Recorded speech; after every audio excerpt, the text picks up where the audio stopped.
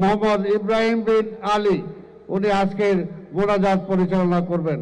আপনার এখানে বাইতুর রসুল মদিনাতুল উলুম নুরিয়া মাদ্রাসা ও মহাখালীর খতিব উনি এখন মোনাজাত করবেন। ربنا ظلمنا أنفسنا وإن لم تغفر لنا وترحمنا لنكونن من الخاسرين। মেহেরবানি করে আমাদের সাবেক প্রধানমন্ত্রী বেগম খালেদা জিয়াকে মাফ করে দেন।